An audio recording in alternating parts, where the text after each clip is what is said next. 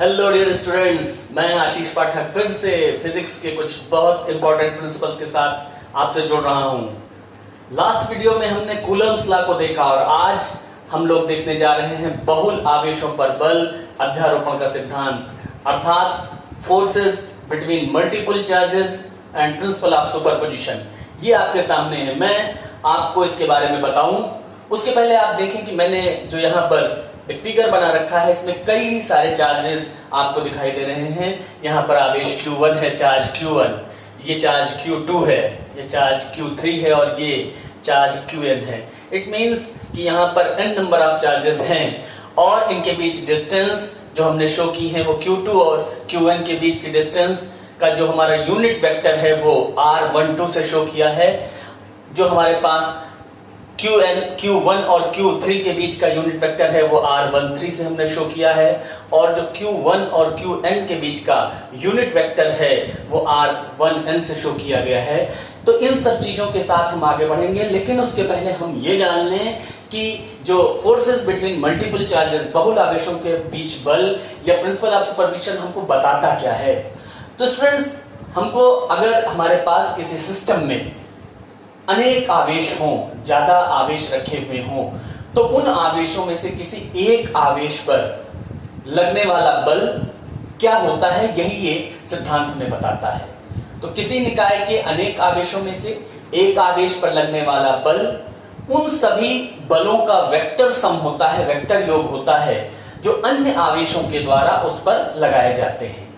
इसका मतलब अगर किसी एक आवेश पर हमको बल पता करना है तो उस सिस्टम के जितने और आवेश हैं उन सब के द्वारा उस आवेश पर जो बल लगाया जा रहा है उनका हम सदिश योग या वेक्टर योग करेंगे और इसके द्वारा हमको उस आवेश पर लगने वाला बल प्राप्त हो जाएगा। यही ये सिद्धांत बताता है। तो अब हम इस चित्र के साथ अपनी बात को आगे बढ़ाएंगे। तो आपने को मैंने बताया कि ये हमारे पास n चार्जेस हैं, Q1, Q2, Q3 and so on Qn। अब हमारे पास ये O1 हम ओरिजिन एक रेफरेंस पॉइंट मान लेते हैं। यहाँ पर हमने Q1 का जो हमारे पास स्थिति सदिश है या पोजीशन वेक्टर है वो Q2 के सापेक्ष R12 है। हम इसको अगर ये हमारा यूनिट वेक्टर है और अगर इसको हम स्थिति सदिश को दिखाएंगे तो हम इस तरीके से दिखा देंगे। आपको पता है यूनिट वेक्टर का मतलब होता है इकाई सदिश जिसका परिमाण एक हो, दिशा हमारी ये होगी। इसी तरीके से जो Q3 के रेफरेंस में Q1 का हमारा स्थिति सदिश है वो होगा R13 जिसका यूनिट वेक्टर हमने R13 कैप दिखाया है और Qn के रेफरेंस में जो हमारा Q1 का जो स्थित सदिश है वो हमारा होगा R1n जिसका यूनिट वेक्टर हमने R1n कैप दिखाया हुआ है।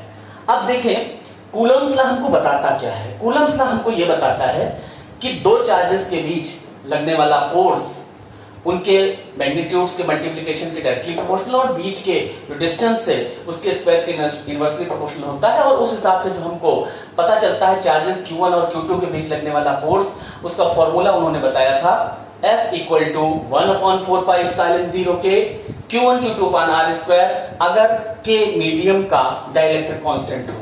तो हम यहाँ ये मान लेते हैं कि ये जो हमारे सारे चार्जेस हैं ये एयर में रखे हुए हैं। हमने सपोज कर लिया, हम के डाइलेक्ट्रिक मीडियम कांस्टेंट के मीडियम में भी रख सकते हैं, लेकिन हमने यहाँ सपोज कर लिया कि हमने इसको एयर या वैक्यूम में रखा है। तो अब आप देखें जो हमारा फर्स्ट पेयर ऑफ चार्जेस है वो है Q1 Q2। हम देखें Q1 और Q2 के बीच जो बल है वो कितना होगा। हम Q1 चार्ज पर आवेश Q1 पर, ध्यान से सुनेंगे, आवेश Q1 पर Q2 के कारण लगने वाले बल को कैलकुलेट करेंगे। तो हम देखें Q1 आवेश पर Q2 के कारण वैद्युत बल जो हमारे पास लगेगा, कूलम्स रूल का हम यूज करेंगे, वो कितना होगा उसको हम कैलकुलेट करने जा रहे हैं। तो देखिए इसको हम नाम दे रहे हैं F12। F12 हमने क्यों लिखा? F12 हमारा लिखने का अर्थ है कि हमारे पास चार्ज Q1 पर Q2 की वजह से बल। तो इसको हमारे पास शुरू जो हम करेंगे तो 1/4 पाई एप्सिलॉन 0। अब आप देखिए दो चार्जेस हमारे पास जो यहाँ पर है वो Q1 और Q2 है, तो Q1 Q2 अपॉन, अब हमारे पास आप देखें इनके बीच की डिस्टेंस हमारी हमने जो बताया आपको पोजीशन वेक्टर R12 होगा, तो R12 का होल स्क्वायर और देन हमने यहाँ पर ये रख दिया यूनिट वेक्टर, जिससे ये हमारा जो फोर्स है, फोर्स हमको पता है कि एक वेक्टर क्वांटिटी है, एक सदिश राशि है, इसलिए ये मान सदिश रूप में हमको प्राप्त हो गया। हमने क्या पता किया, मैं फिर से रिपीट करता हूं, आवेश Q1 पर आवेश Q2 के कारण लगने वाला बल। अब आप देखें, इसी तरीके से हमारे पास एक दूसरा आवेश है, आप देखेंगे आवेश Q3 यहां पर स्थित है। Q3 के कारण भी Q1 पर बल लगेगा, क्योंकि ये भी दो आवेश यहां का एक पेयर आपका बन जाता है। तो अब आवेश Q3 आवेश Q1 पर कितना बल लगाएगा वो हम कैलकुलेट करते हैं। तो Q3 आवेश के कारण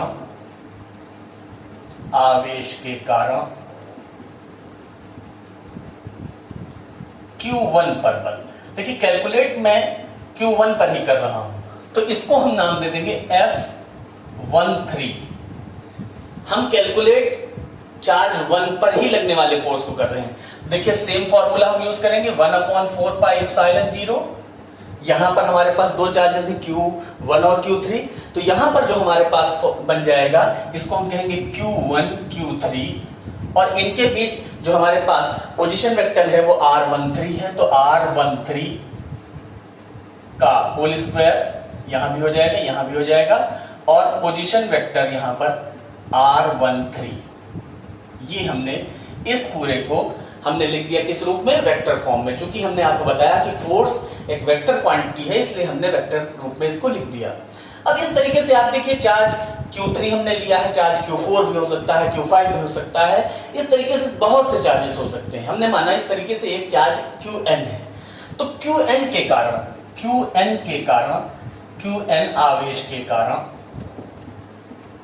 आवेश के कारण Q1 पर बल क्या होगा। देखिए सब कुछ एकदम वैसे ही लग रहा है, तो इसको हम नाम दे देंगे F1n, 1/4 पाई एप्सिलॉन 0। अब आप देखें Q1, तो यहां पर जो हमारा पेयर बनेगा वो बनेगा Q1 upon R1n square, then यहां पर हमारे पास हो जाएगा R1n। ये यूनिट वेक्टर हमने साथ में लिख दिया, ये हमारे पास बन गया किस फॉर्म में, वेक्टर फॉर्म में, ये हमारे पास बन जाता है। अब आप एक चीज यहां पर ये कह सकते हैं कि जब हम किसी वेक्टर का स्क्वायर करते हैं, डॉट प्रोडक्ट खासतौर से लेते हैं, तो उसके ऊपर वेक्टर लगाने की जरूरत नहीं होती है। तो हम चाहें तो यहां पर ये जो R12, R13, R1n है, इस पर से वेक्टर का साइन हटा भी सकते हैं। देखिए हमने यहां पर Q1 आवेश पर आवेश Q2 के कारण, आवेश Q3 के कारण और आवेश Qn के कारण लगने वाले बल को ज्ञात किया। अब हमको ये अलग अलग बल पता है, जिनको हमने क्रमशः F12, F13, F1n कहा है। अब हमने ये मान लिया कि उस सिस्टम में, उस निकाय में जितने आवेश थे, उनमें से एक आवेश Q1 को हमने लिया और बाकी बचे हुए आवेशों ने उस पर जो बल लगाया है वो हमने अलग अलग ज्ञात कर लिया है। तो अब हमको ये पता करना है कि इस Q1 आवेश पर कुल कितना बल लग रहा है। तो कुल लगने वाला बल वही हमारा बताता है प्रिंसिपल ऑफ सुपरपोजिशन या अध्यारोपण का सिद्धांत, कि सारे बलों का वेक्टर योग होगा। अर्थात Q1 पर लगने वाला बल, जिसको हम F कह दें या F1 कह दें, क्योंकि हमारे पास यहां पर पहला Q1 है तो उस पर बल को हमने F1 कह दिया। ये किसके बराबर होगा, ये बराबर होगा F12 plus F13 plus dash dash dash and so on F1n। देखिए जितने भी हमारे पास फोर्स है उन सबका वेक्टर सम, सदिश योग हमने लिया है। सदिश योग क्यों, क्योंकि मैं बार बार रिपीट कर रहा हूं, बल एक सदिश राशि है, इसलिए इनको जब भी हम जोड़ेंगे तो वेक्टर फॉर्म में ही जोड़ेंगे।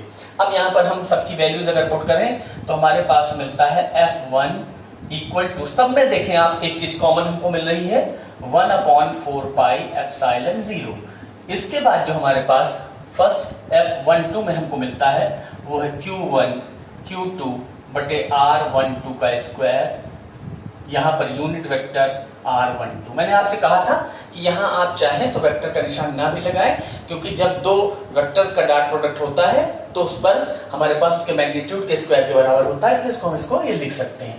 प्लस यहां से हमारे पास F13 से हमको मिलेगा Q1 Q3 अपॉन R13 का square unit vector R13 plus dash dash dash last में Q1 Qn अपॉन R1 का स्क्वायर यूनिट वेक्टर R13। अब आप देखें यही हमारे पास चार्ज Q1 या आवेश Q1 पर इस आवेश निकाय में लगने वाला कुल बल है। इसी तरीके से हम इसी सिद्धांत का उपयोग करके इस निकाय के किसी दूसरे आवेश पर भी लगने वाले कुल बल को ज्ञात कर सकते हैं। जैसे अगर उदाहरण के तौर पर हमसे कहा जाए कि Q2 पर लगने वाला कुल बल क्या होगा, Q2 पर आवेश Q2 पर लगने वाला बल क्या होगा, तो हम उसको कहेंगे F2। और ठीक इसी तरीके से जब उसको हम कैलकुलेट करेंगे तो वो हमको मिलेगा 1/4πε0। और अब आप देखें यहाँ पर Q2 है तो हम यहाँ पर Q1 की जगह पर Q2 का यूज करेंगे, यानी कि हमको ये मिल जाएगा Q2 Q1 upon R21 square unit vector R21। यहाँ पर फिर हमारे पास हो जाएगा Q2 Q3 upon R23 square unit vector R23। और फिर हो जाएगा dash dash dash plus Q2 Qn upon R2n square unit vector R2n। इस तरीके से हम किसी भी चार्ज के लिए, किसी भी आवेश के लिए उस निकाय में कुल बल को ज्ञात कर सकते हैं। यही हमको principle of superposition forces between multiple charges की सिद्धांत के द्वारा जानना था। तो उम्मीद है कि आपको समझ में आ गया होगा। हमको एक महत्वपूर्ण चीज इस पूरे सिद्धांत में ध्यान रखनी है कि बल सदिश राशि है और किसी एक आवेश पर जब हमको कुल बल की गणना करनी होगी तो सारे अलग जो हमारे आवेश बचे हुए हैं उसके अतिरिक्त उन सबके द्वारा कूलाम के नियम से हम अलग अलग बल निकालेंगे और उनको वेक्टर फॉर्म में ऐड कर देंगे। इस सिद्धांत पर ही हमको इस चीज की गणना करनी होती है।